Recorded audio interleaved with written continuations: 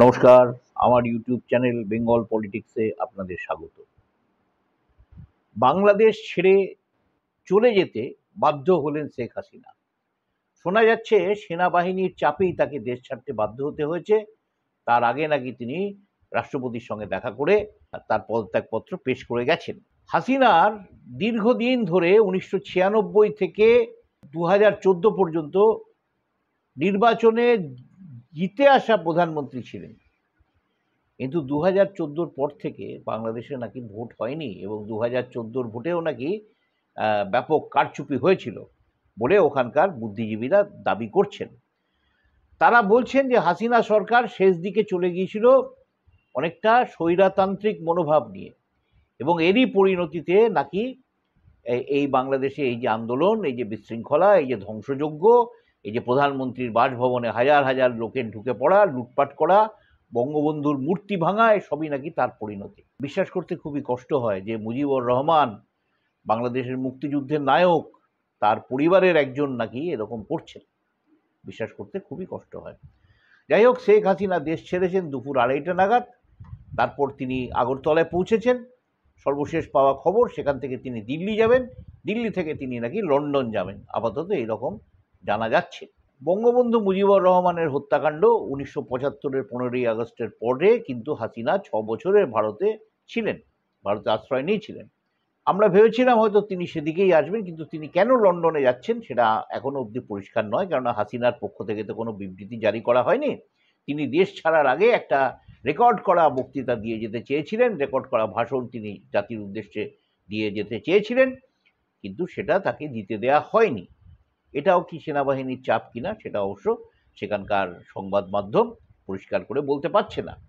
এই যে ছাত্রদের আন্দোলন প্রথম শুরু হলো, সংরক্ষণ তুলে দিতে হবে, সংরক্ষণ আর করা যাবে না, এসব নিয়ে আর কি। মুক্তিযুদ্ধের যারা অংশগ্রহণ ছিলেন তাদের পরিবারের জন্য যে সংরক্ষণ ছিল সেটা দেয়া যাবে না বলে তারা দাবি জানাতে থাকলেন। সেই দাবি অনেকটা দেখা গেল কোর্ট মান্যতা দিল, অনেকটাই কমিয়ে নিয়ে এলো সেই সংরক্ষণকে। তারপরেও কিন্তু দেখা গেল এই আন্দোলন চলতে থাকলো। অনেকে যেটা বলছেন, বাংলাদেশের ওখানকার বেশ কিছু সংবাদ মাধ্যম এবং ওখানকার বেশ কিছু বুদ্ধিজীবী জানাচ্ছেন যে এটা কিন্তু এর পিছনে কিন্তু জামাতি ইসলাম এবং বিএনপি ইত্যাদি দলের হাত আছে, তার সঙ্গে মিলিত হয়েছে বিদেশি শক্তি, সেটা পাকিস্তানও হতে পারে, চীনও হতে পারে, এরকম আশা করা হচ্ছে।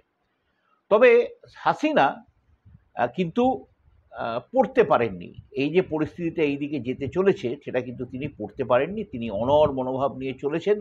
এই ছাত্র আন্দোলনে যেভাবে লোকজন ঢুকেছিল সেটাও তিনি বুঝতে পেরেছিলেন যে বাইরের লোক ঢুকছে, ছাত্ররা এরকমভাবে আন্দোলন করতে পারে না, ছাত্ররা বঙ্গবন্ধুর মূর্তি ভাঙতে পারে না, লুটপাট চালাতে পারে না, আগুন ধরাতে পারে না।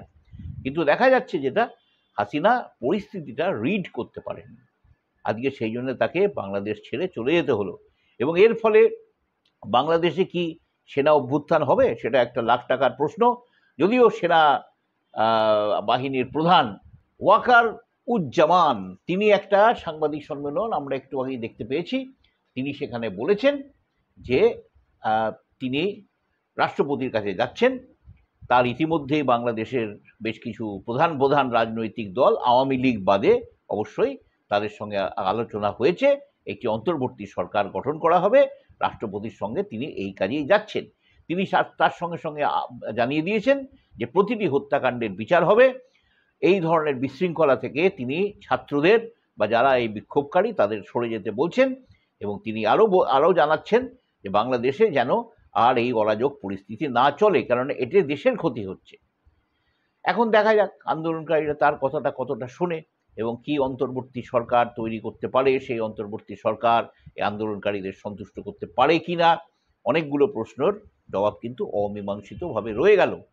তবে একটা জিনিস যেটা আমাদের আশঙ্কা করতে হচ্ছে বা আমাদের যেটা ভয় পেতে হচ্ছে সেটা হচ্ছে এই যে বাংলাদেশের এই অরাজক পরিস্থিতিতে কিন্তু সেখান থেকে লাখে লাখে মানুষ, অনেকে বলছেন প্রায় 1 কোটি শরণার্থী নাকি আবার আমাদের এই পশ্চিমবঙ্গের ঢুকে পড়বেন এবং তাদের খাওয়াতে পড়াতে হবে আমাদেরই। অবস্থা কিন্তু খুবই খারাপ যদি এটা হয়।